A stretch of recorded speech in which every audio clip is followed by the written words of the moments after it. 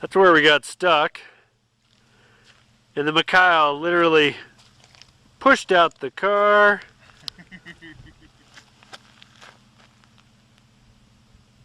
And that's where we ended up. So we're out here today to play a little bit on the ice. I gotta get my fat butt outside more.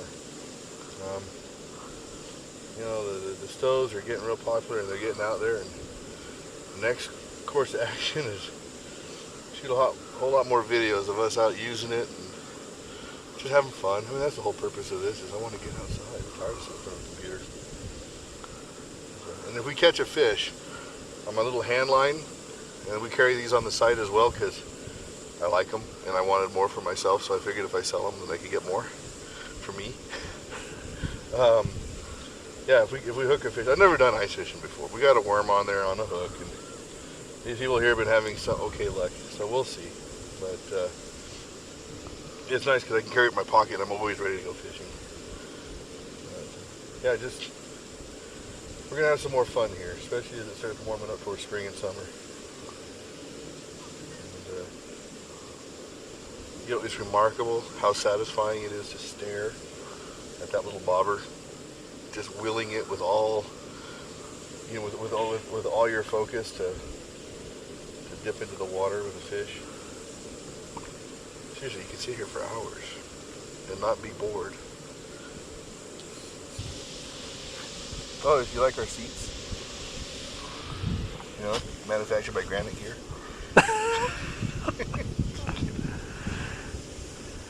You can use them. I mean, this is just a small little fish. I can feel him. Just a little guy. But the fact is well, maybe not so little. Here, I want to show you something. Lunch. Hey, come over here real quick.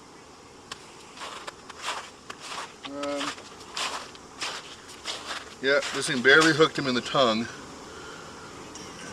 Yeah, I know.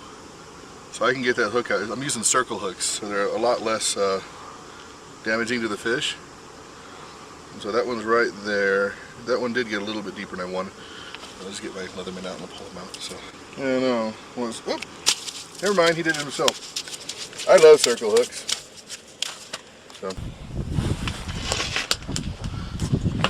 welcome to this edition of Hobo Cooking.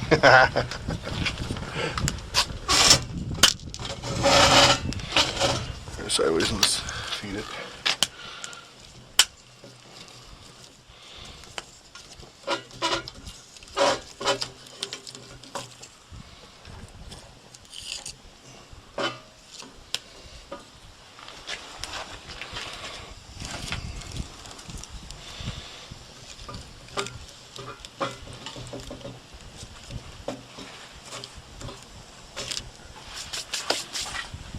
It is ready. This is the fish we caught out there ice fishing, and as you see, we didn't prepare to cook it either, but we did have an Emberlit with us, and we're going to see if we can cook it enough to eat it, just as is. No utensils, no nothing, just a stove. And we're going to use the adapters to help keep the fish from falling in, like you would keep a smaller pot from falling in. But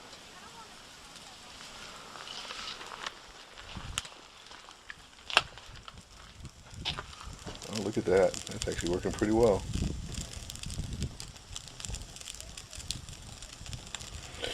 And I'll use a tail and the head kind of like a handle.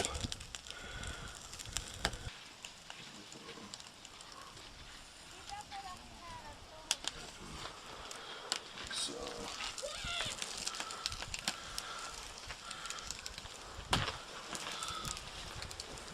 this stuff pushed in.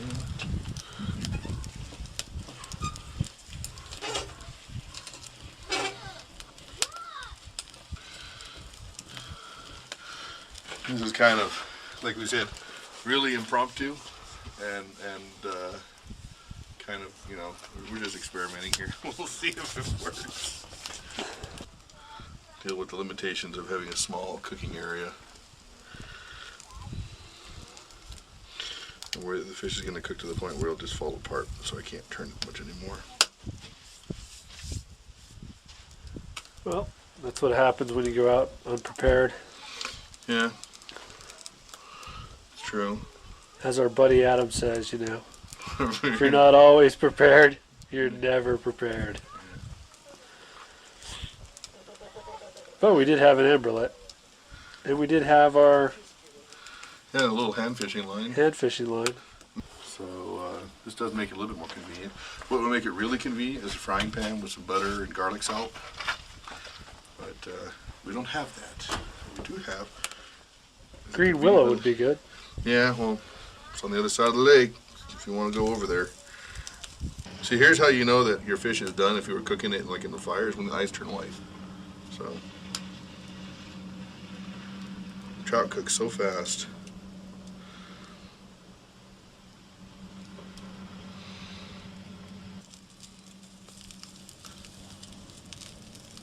And look at that, that's almost done there.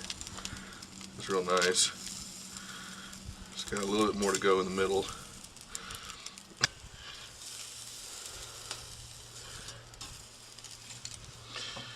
Yeah, the fire's dampened a little bit. Looks pretty good from here. Yeah, it's just the hard part is it falls apart, you know? I mean, all this charred skin and the see, that looks really nice, doesn't it? That's cooked fish. Oh yeah. And so I'm gonna kind of let this tail dangle off here. Now what are you gonna do, monsieur? I don't know what I'm gonna do. I have to get to it somehow, because the other side's really cooking.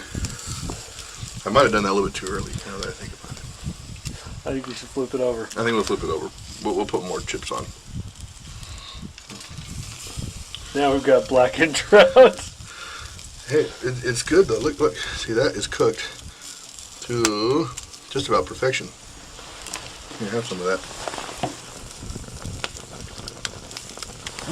It's good. Oh yeah.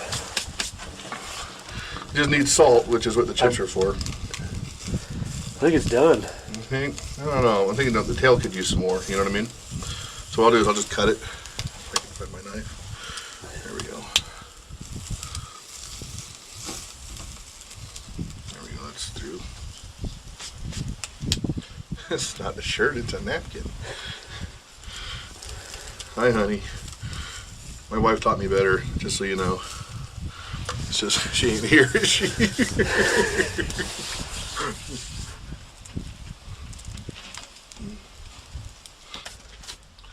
Okay. So how about this? Rather than crumble the potato chips, we'll flake the meat off, and then we'll make like little sandwiches with the potato chips. That's a great idea. That sounds better? Let's do that. Okay, so I will get you some flaky trout meat on a potato chip. How's that? Looks good. What do you think? That's awesome. It's awesome. Okay, I'll do it. Thank you. That's really good, actually. This thing's hot. I don't know why. We only have it on the fire. Because we worked hard for it. We had to borrow a worm from those nice kids to catch the fish. Here we go. So here we go. It's, what do we call this? What do I come up with a name for it? Trout a la chip. Ember trout. I'm gonna flip this piece over right here. MerkWares style. Yeah, I know. Kettle chips. Kettle trout. Kettle trout. Okay, here's what I was talking about. Now, if you don't fish, I know this might look gross, but Ember kettle trout. yeah, just behind the gill plate on the trout, there is this little bit of meat right there. You can see it on my filthy finger. That right there is like their jaw muscle. And to me, that is the sweetest tasting part of the fish. I mean, it's not very big, but it's really nice. And I always covet those pieces. I mean, you know, there's a lot of good fish that you don't have to throw away because you don't know how to cook it right. So Here we are, just like little vultures, picking off all the pieces of fish. That's perfect. That Dijon mustard is like sweet. It's salty with a little bit of sweet. And the trout's got just that little bit of fat. Oh, there we go. Look at that. See how that's all charred now? Okay, let's get some off the tail here. Got some skin. I think it's time to pull it off. Well, do you have any place clean? Hold on. Haha! Bandana! Also known as, well, in this case, a plate. Ron Hood would be proud. I know. As long as I don't confuse it with my other rag. Kim's laughing right now.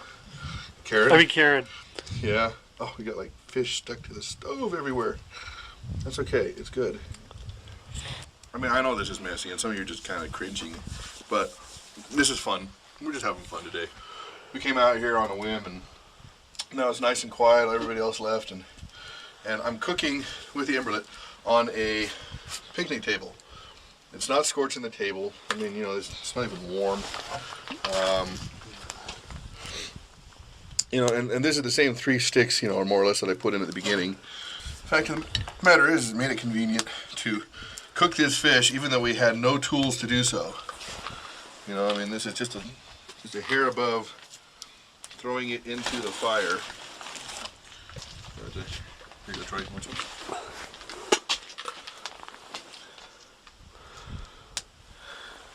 I thought we were gonna have to like fake how good it was on the camera, but no, this is authentic. This is very tasty, albeit kind of messy. But yeah, it's that sweetness on the Dijon. I really, really appreciate it. There you go. Thank you. Well, cleaned up a little bit, finished off the fish. Troy wanted to boil some water here in his little pot, so we get the fire stoked. It's still the same amount of wood, honestly, and we're still cooking on the picnic table. Plenty of potato chips, and we get to enjoy this. You know, the reason why we do this is because it's fun and it's beautiful. Otherwise, it wouldn't be worth it. Get to sit and watch the sun head over the mountains, over the frozen reservoir here, and listen to the ravens. Doesn't get any nicer than that.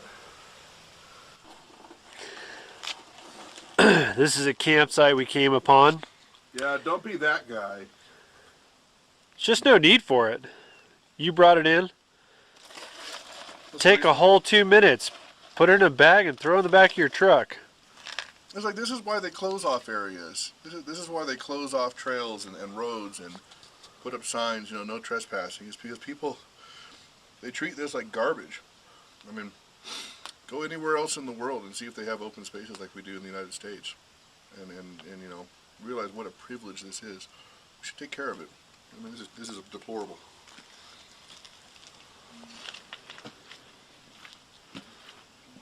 Thanks for watching.